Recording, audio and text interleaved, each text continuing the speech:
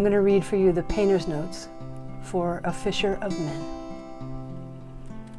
Oh, dear soul, this is Arthur. But it started with Rick, or more specifically, a photo that he put up on social media 5 years ago. A side shot of himself coming home from clam digging at night, with the water below him and the moon shining above his shoulders, caught in a wire basket that he had dangling from a long clam rake. I told him right away I was stealing it. He said, "It's all yours." A few years passed, and somewhere along the way, I was watching our friend Arthur from across the dinner table one deep winter evening, and the muses bumped me from behind. I came home and made a quick sketch using Arthur in the fullness of his seasonal whiskers and wearing his cabled fisherman knit sweater as the model standing in for Rick, with a delicate old hay rake that I found at the local secondhand store substituting for the clam rake. You can see it's a pretty rough idea here, but don't let that fool you. The muses like to tease. When the time came to pass that the muses were ready for me to bring this painting idea to life, I found Arthur freshly shaven, so the bearded fisherman was slightly more respectable than I had envisioned. He did arrive at the studio with the sweater on, and we quickly found him a proper cap, and out we went to find some angle of light to bring this thing to life.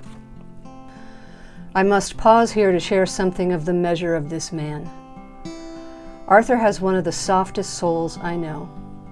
He is quiet and patient in that stillness, but the depth of what his eyes have seen and his heart has weathered have molded a profoundly philosophical soul and mellowed into a peaceful countenance, which is a great comfort to sit next to on a wooden bench out in the garden on a cool summer's eve.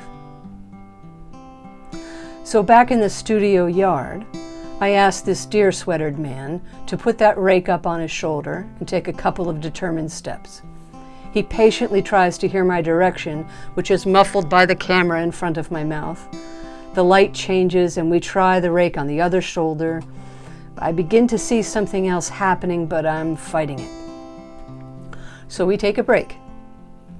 And while I head inside to look on the computer to see what the camera has captured, I can overhear himself and herself talking on the porch. Arthur was describing a sermon he was going to be giving over the upcoming Thanksgiving weekend. As a retired minister, one of his abiding faiths is in seeking social justice, and we can go deep into many a good night and a bottle of dry sack opining over the state of this most imperfect union. But something I overheard had clicked, and I went to the bookshelf and found my version of the King James, Audubon's Birds of North America, and bade Arthur to try one more pose, please, this time with the book in hand. I told him this was his Bible. He immediately started to page through it. No, I just want you to carry it.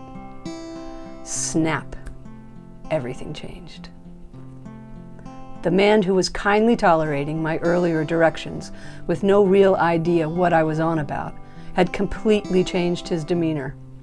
He stood taller with a visibly more confident, authentic spirit and stride. His firm grip on the book, made all the difference. It doesn't happen often, but at 62, I catch it right there on the whisper now. Something transcendent washes in, surprising even the muses.